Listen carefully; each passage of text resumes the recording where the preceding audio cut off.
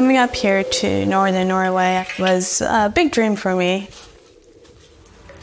It's tough with the dark winter months, but it's still so beautiful and there's so much magic.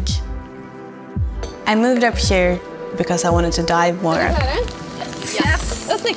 Yeah. I was expecting a lot of life in the ocean. You'd be lucky if you'd see a crab, maybe a starfish here and there, but it was really rare to see a fish.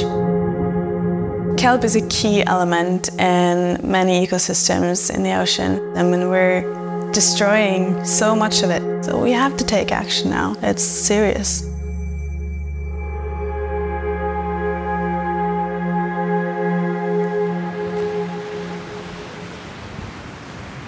I guess I have a closer relation to the ocean by being born on the small island, Frøya. Now I've developed that passion for rowing, traditional rowing boats. It's a feeling of freedom. And it's also nice to not know where you end up.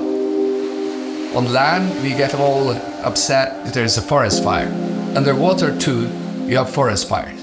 It can be a summer of extremely high temperature in one area, and it can wipe out entire kelp forest. In Sea Forester, our goal is to restore seaweed forest where they have disappeared. Take seaweed spores, spray them on these stones, and then we deploy. You can use the existing infrastructure, the fishing industry, for example, on the deployment process. The forests that provide a habitat for fish has been forgotten. And that link with fishing communities is very important because they have been forgotten too. Here in northern Norway, urchins have taken over our ecosystems. Diving down was just urchin barrens everywhere. Due to overfishing and human activities, the urchin's predator has been removed from our oceans.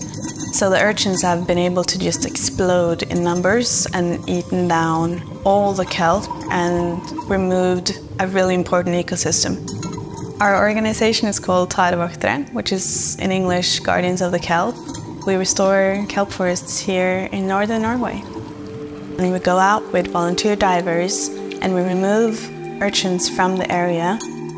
Just by doing that, the ocean is able to restore itself. The kelp will grow back.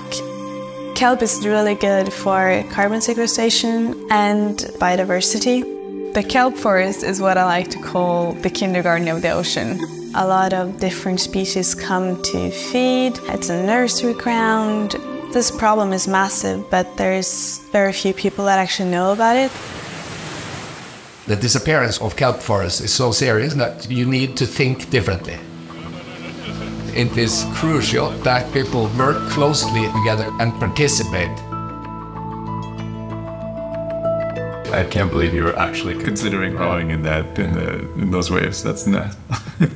Oh, this is how they lived in the past. No roads, only boats. Yeah. Nearly all forms of life in the ocean touch the kelp forest at some point in time in their life cycle. If you lose kelp forests, you lose life in the ocean. Kelp forests are kind of the workhorses of the environment. This has to be addressed now because kelp forests are disappearing and nobody even knows about it as a problem. A healthy ocean is absolutely critical to regulating the climate, providing food and livelihoods to billions of people. Fish is a really nutritious ingredient in pet food. We recognise that it's important to look after this environment where we source from.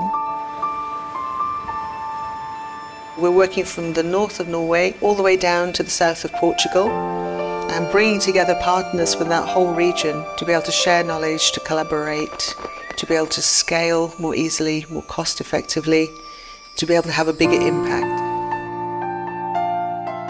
I first learned about kelp forest and urchin crisis after the tsunami in 2011 in Japan. The tsunami washed away all the predatory species that kept the sea urchins in check. Urchinomics is all about kelp forest restoration. We're engaging communities, engaging fishers, engaging divers, like the guardians of the kelp, to help with the practical removal of the urchins. And by selling those sea urchins into the high-end restaurant markets, we create an economic incentive to remove them from the ocean floor, allowing the kelp forest to bounce back.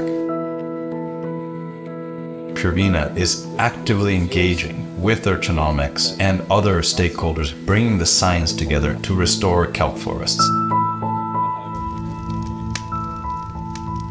There's been so much focus on activities on land, but now it's really time to start focusing on our blue front yard.